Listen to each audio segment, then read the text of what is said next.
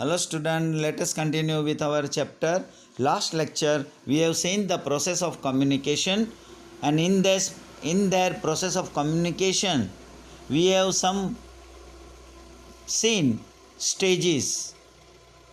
Last stage we have seen feedback. Feedback क्यों important है? जो कम्युनिकेशन में जो भी सेंडर और रिसीवर है उसका फीडबैक होना ज़रूरी है. Now if the sender is satisfied with the feedback from the receiver से जो भी feedback आया और sender is satisfied, the attempt is considered fruitful and the process successful.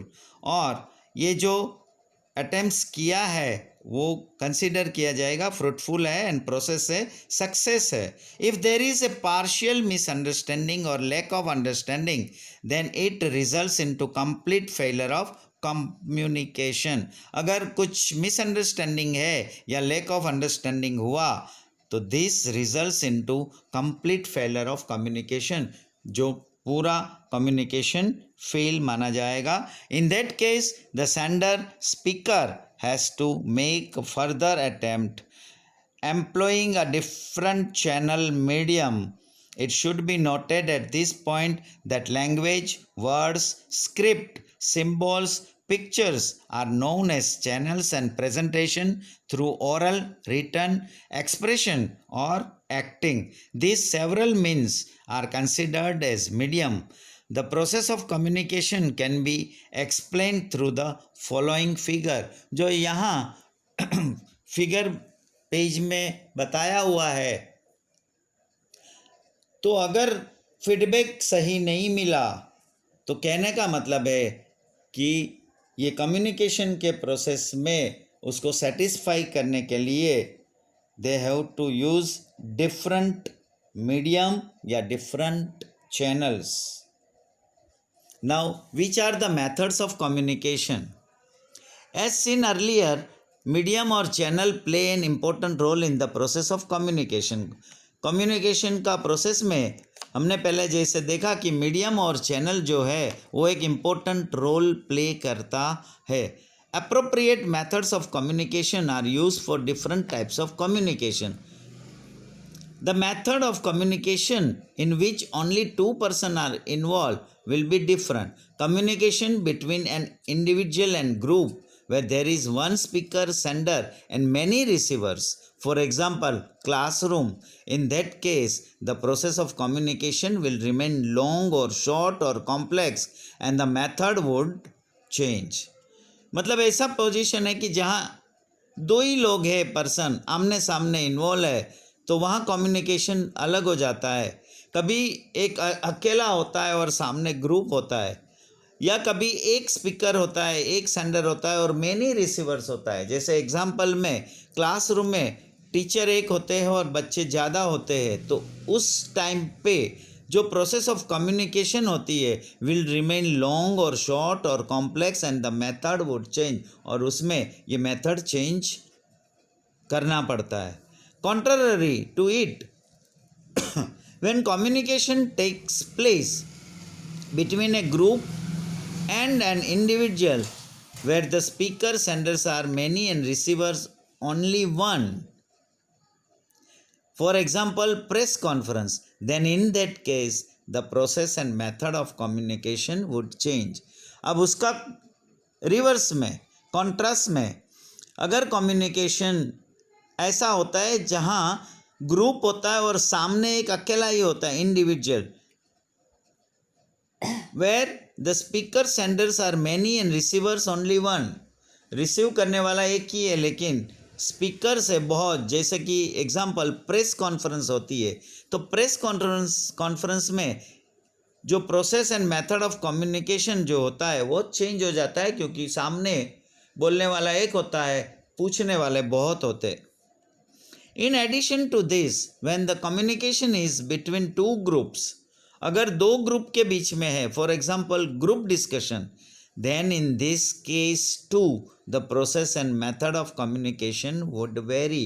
और इसमें भी ऐसा दो ग्रुप अगर आमने सामने है तो भी जो प्रोसेस ऑफ कम्युनिकेशन होगा उसका मेथड जो होगा वो चेंज हो जाएगा. Also, in case when the speaker and receiver, whether individual or group, are at one place face to face, for example classroom, then the process of communication, selection and implementation of channel medium would be of a particular type.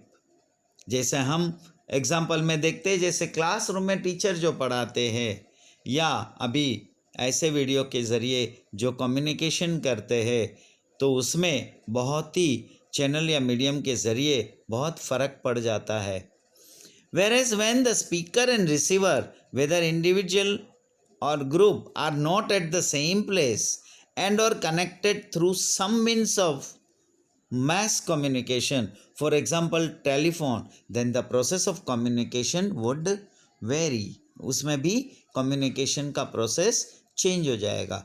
Communication using channel and medium means of mass communication has become easy and within reach, removing a geographical distance.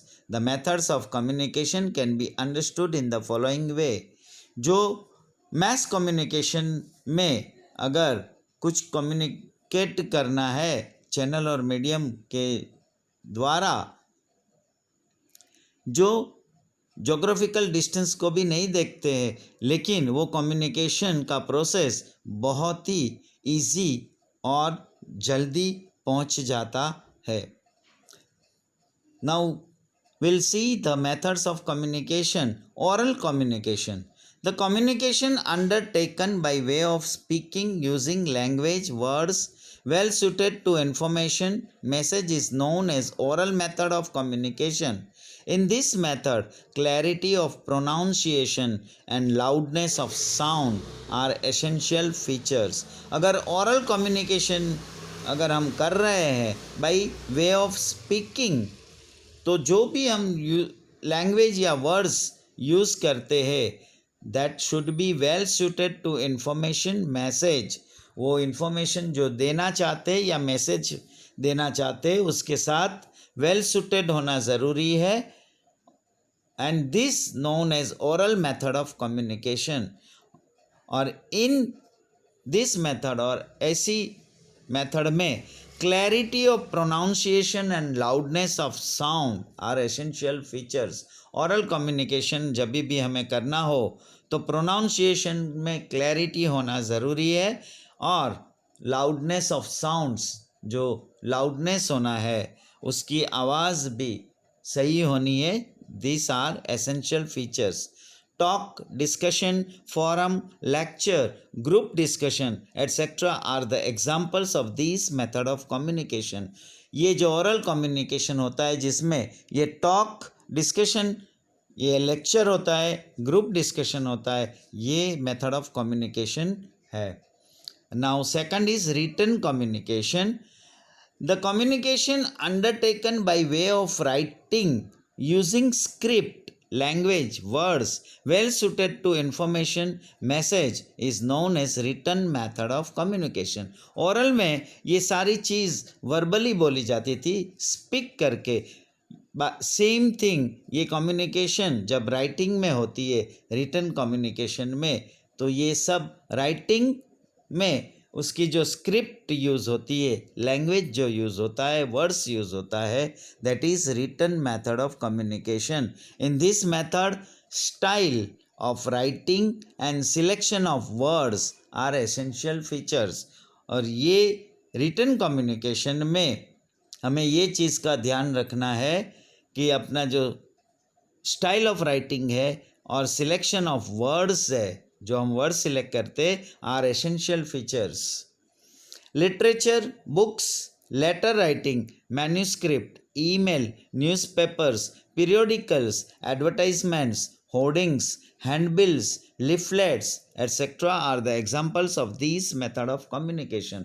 हम जैसे writing में ये जो pamphlets, newspaper वगैरह जो देखते, advertisement, hoardings, ये जो भी हम देखते हैं, that is written communication. Third is visual communication. The communication taking place in the form of reading or looking at signs, symbols, pictures, charts or maps, etc. With और without the use of words, उसमें words use नहीं करते. Spoken और heard is called visual method of communication. जो भी with और without use of words, spoken और heard, कुछ भी वर्ड्स बोले या सुने, is called visual method of communication. और जिसमें ये कैसा फॉर्म होता है, रीडिंग और looking at the sign, symbols, pictures, charts, maps के द्वारा होता है. Next is audio. Using language, words and making different sounds even if the speaker and listener are not face to face.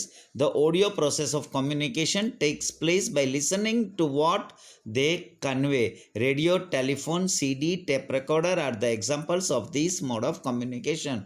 जो अभी हम आपको वीडियो के द्वारा रिकॉर्डिंग करके बता रहे हैं, that is example of audio. Next is audio and visual. Audio visual. It is that method of communication where the activities of watching and listening take place simultaneously. दोनों हम ऐसी एक्टिविटीज है जहां हम देख भी सकते, सुन भी सकते.